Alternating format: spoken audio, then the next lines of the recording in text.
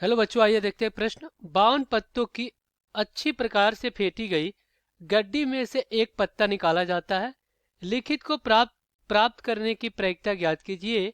एक ईंट की बेगम, हमें एक ईंट की बेगम की प्राप्त करने की प्रक्रिया बताना है कि क्या होगा।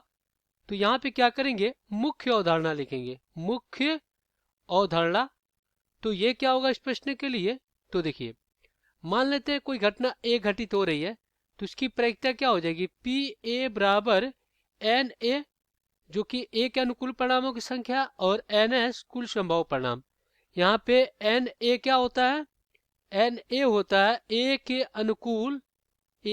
अनुकूल परिणामों की संख्या होता है, परिणामों की संख्या, ए के अनुकूल परिणामों की संख्या। और एन एस क्या होता है, ये होता है कुल संभव परिणाम, कुल संभव परिणाम, परिणामों की संख्या, परिणामों की संख्या, ये होता है एन एस। अब हम क्या करेंगे, दिए गए प्रश्न को हल करेंगे। चलिए, यहाँ पे ताश के गड्डी में पत्तों की संख्या कितनी होती है, 52 होती है। तो यहाँ पे लिखते हैं ताश के गड्डी में पत्तों की संख्या, पत्तों की संख्या को अगर हम एस से प्रदर्शित करें तो कितने हो जाएंगे, 52 हो जाएंगे। तो यहाँ पे कुल संभव परिणाम कितने होंगे, कुल संभव परिणाम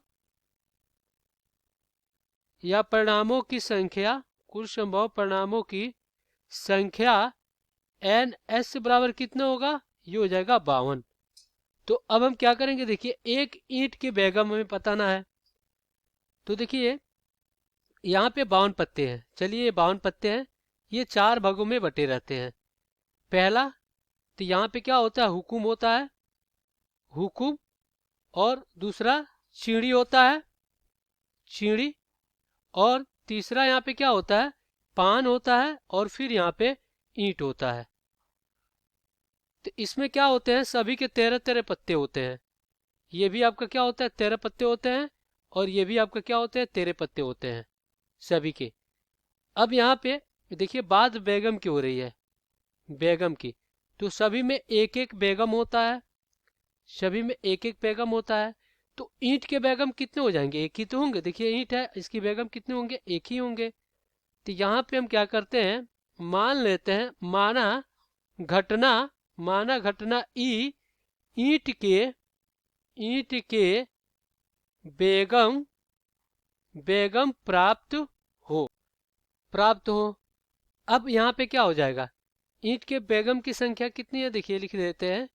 ईंट के बेगम की संख्या, बेगम की संख्या की अगर बात करें तो कितनी हो जाएगी, ये हो जाएगी 1।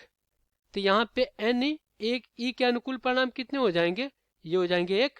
तो यहाँ से क्या हो जाएगा, ये हो जाएगा पी ई बराबर में एन ई और बटा में एन एस। तो यहाँ पे क्या हो जाएगा, 1 और बटा में 52 हो जाएगा। तो इस प्रकार यहाँ पे कह सकते हैं कि प्रायिकता ऑफ ईंट के बेगम, ईंट के बेगम, ईंट के बेगम की क्या हो जाएगा, ये हो जाएगा 1/52। तो यही हो जाएगा आपका उत्तर। आशा करते हैं बच्चों ये प्रश्न आपको समझ में आया होगा। धन्यवाद।